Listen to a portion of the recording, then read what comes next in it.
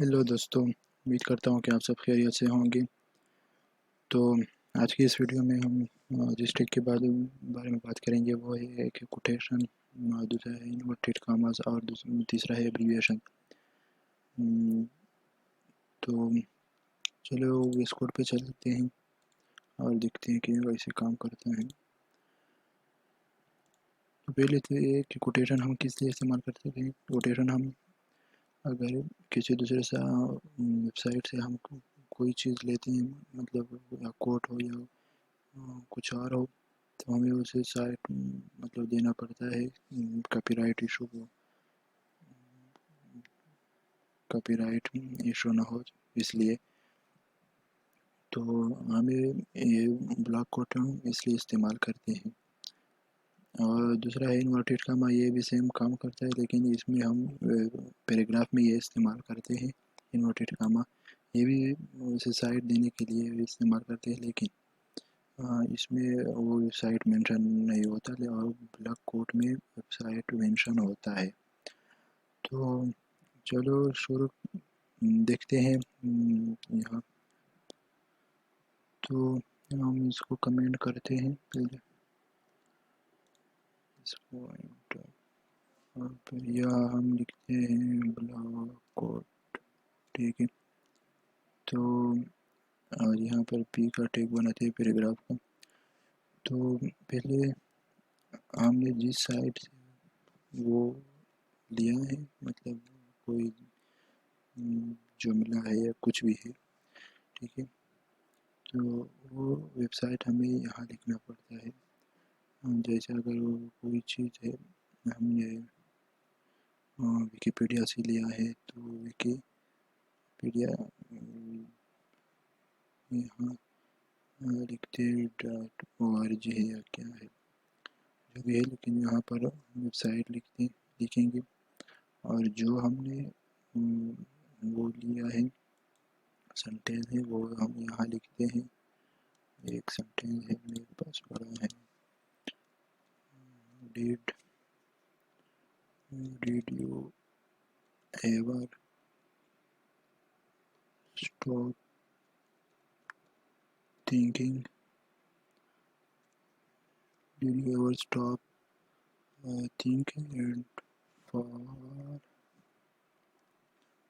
forget to start again। तो ये हमने फॉर एग्ज़ाम्पल ये विकिपीडिया से लिया है ये सेंटेंस। तो हमें इसको चलो रेंडर करते हैं। ठीक है, ये आ गया यहाँ। तो हम अगर ये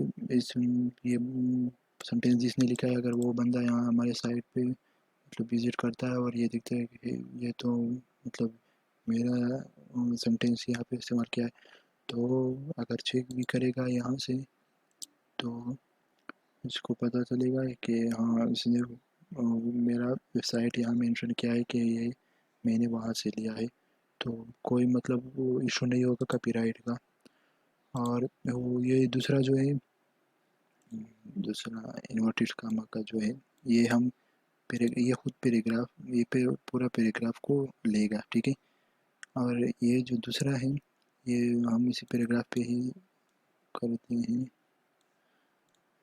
को ओपन करते हैं।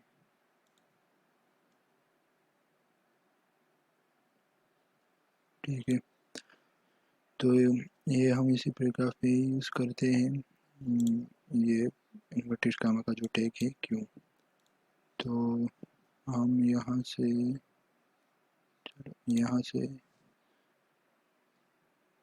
क्यों, ठीक है, और ये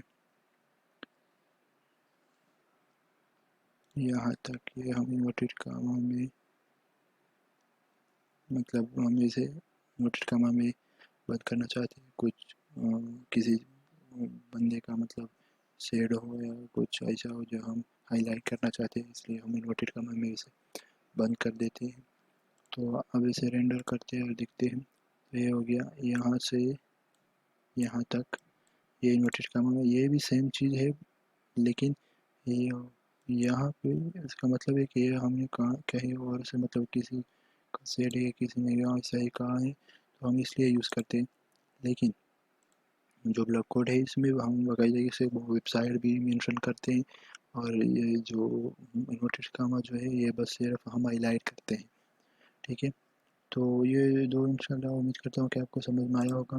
तो यहाँ पे तीसरा जो है वो है, ये कमेंट करता हूँ, तीसरा जो है वो एब्रीविएशन, कि हम अगर किसी एब्रीविएशन को हम यूज़ करते हैं अपने वेब पेज पे तो हम वो कैसे इस्तेमाल कर सकते हैं। तो इसमें दो चीज़ें हैं, एक एब्रीविएशन और दूसरा एक्रोनिम्स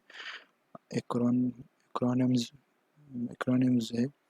तो इसमें फ़र्क है कि एब्रीविएशन HTML5 में इस्तेमाल होता है, तो और एक्रोनिम जो है वो HTML4 में इस्तेमाल होता था, अभी इसमें इस्तेमाल नहीं होता है। ठीक है, तो यहाँ पे हम लिखते हैं, ये एक पैराग्राफ है। ठीक है, अगर उस यहाँ सॉरी ये नहीं, हमने यहाँ लिखना है, एक पी का टैग बनाना है। ठीक है, और इसमें हमने एक एबर AWBR जो टैग है वो भी इस्तेमाल किया। तो यहाँ टाइटल में हमने वो चीज़ देना है जिस चीज़ का यहाँ पे वो एब्रीविएशन आएगा। जैसा हम सपोज करते हैं CPU सेंट्रल प्रोसेसिंग यूनिट का, तो हमने यहाँ पे सेंट्रल पूरा फार्म टाइटल में लिखना है।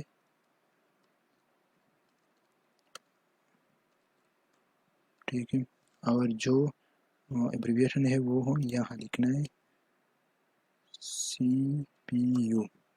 ठीक है, तो जो टाइटल है यहाँ हमने पूरा फॉर्म लिखना है और यहाँ पे एब्रीविएशन सिर्फ लिखना है। तो चलिए इसको रेंडर करके देखते हैं। तो ये हो गया, थोड़ा जूम करता हूँ। ठीक है, ये हो गया CPU। तो ये थोड़ा हाईलाइट भी है, तो अगर हम इस पे कर्सर ऊपर लाते हैं, ये देखें, ये सेंट्रल प्रोसेसिंग यूनिट, ये आपको एब्रीविएशन जिस चीज़ का है वो शो पूरा फार्म शो करेगा।